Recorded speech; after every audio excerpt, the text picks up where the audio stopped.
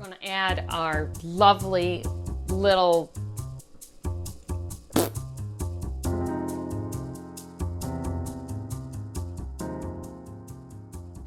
Hi, and welcome to the first video for the Jukebox Kitchen. So I hope that you guys are excited about this first episode as much as I am. When we moved for our new house, as you can tell, it's not a very big kitchen. Before, I had space. I could move from one end to the other and I could cook easily. But in a smaller space, we don't have room for a dishwasher, we don't have room for a lot of things.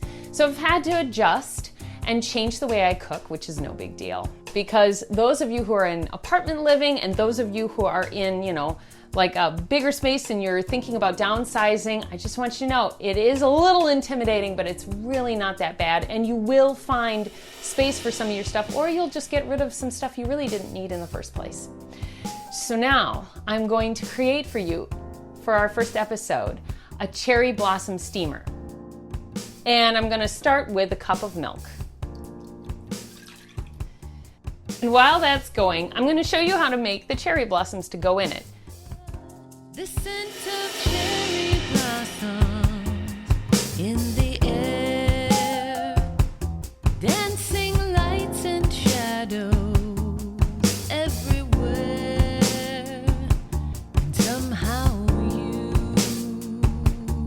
are there. If they're not going to turn out perfectly for you, relax. They don't last very long in the drink anyway because of the heat. But it is a nice little touch and it makes things so pretty. Especially when you're trying to pamper yourself. This is such a quick little way to make things pretty and make you, feel like you worked hard today. You needed a little pampering, a little pickup. I'm putting in probably about a fourth of a teaspoon of butter, maybe a fourth to a half a teaspoon. And I am using whole milk, but you can use any kind of milk you want to. It's not, there's no rules here. Get rid of my toothpicks and, in a small space, you might think, well, I can't make anything fantastic. I can't make, huge dishes like I used to. Hey, I made Cherry's Jubilee and lit the thing on fire. You're fine. You're going to have a great time in a small space. All right, so now my butter is starting to melt, and then to my mixture, I added the butter, and now I'm going to add some vanilla. For my spice, I'm going to add a mixture of cinnamon, cloves, and a little bit of nutmeg. Now, cinnamon and nutmeg, that's pretty common, but cloves, I don't see a whole lot of, and cloves add such a great fragrant flavor that I feel is missing a lot of times in some of these drinks you get when you're out in restaurants or whatever. So I'm going to let that go. I'm going to use my microplaner to do my cloves. Good. Little goes a long way. And these nuts store very well. Just zip them up. You don't have to have them already pre-grated. In fact, I would recommend you don't buy them already grated. It's better if you do it yourself and make it nice and fresh. Okay, now that we've added our seasoning and we've had a little bit of fun with that, we're going to add our sweet. About a teaspoon or more, or less, depending on what you want. I'm using raw honey, which you can get at Sam's. And let's see. And now at this point, what we're going to do is we're going to froth the milk. I don't have anything else to do this with. I just have my whisk, which is why we're using a whisk. And so I'm going to beat the heck out of this and get a nice foam at the top.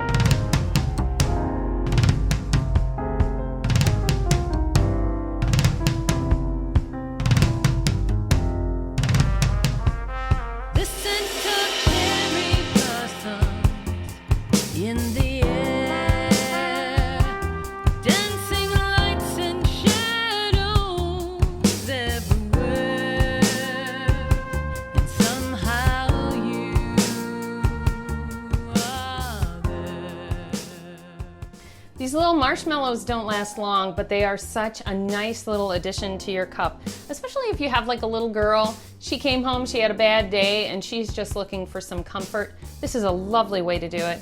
If you're having a hard time getting to sleep at night, a nice little cup of this will go down like a treat. The cloves, the honey, everything just punches with power, and it is such a sweet, lovely thing to go down your throat. Warm and inviting, almost like snuggling up in a blanket on a cold day. Just really a lovely, lovely drink to have at the end of the day, at the end of a hard day. The scent of cherry blossoms in the